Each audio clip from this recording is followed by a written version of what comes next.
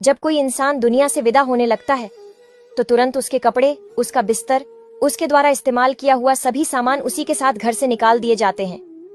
पर कभी कोई उसके द्वारा कमाया गया धन, दौलत, प्रॉपर्टी, उसका घर, उसका पैसा, उसके जेवरात आदि इन सबको क्यों नहीं छोड़ते, बल्कि गले का हार, सोने की अंगूठी भी खींचकर निकाल लिया जाता है।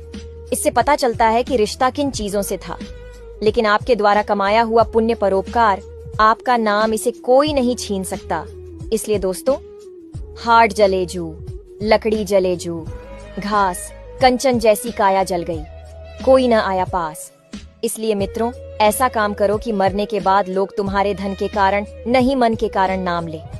अगर आप मेरी बात से सहमत हो तो वीडियो को लाइक और कमेंट बॉक्स में राइट टाइप करें। जिंदगी में तूफान का आना भी जरूरी होता है, क्योंकि तभी तो पता चलता है कि कौन हाथ पकड़ता है और कौन हाथ छोड़ देता है।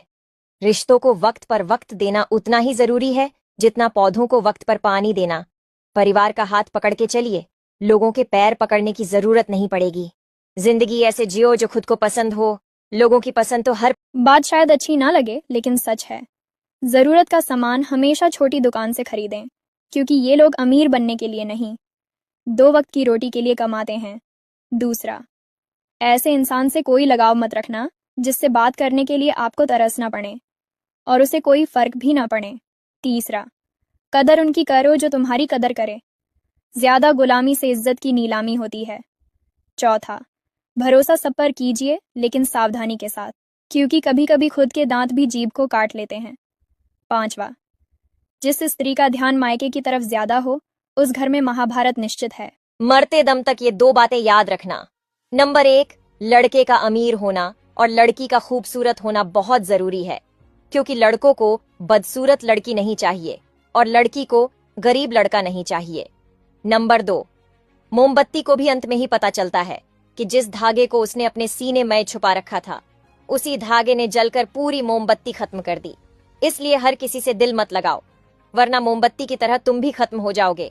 आपको हमारी बातें कैसी लगी, कमेंट बॉक्स में जरूर बताएं।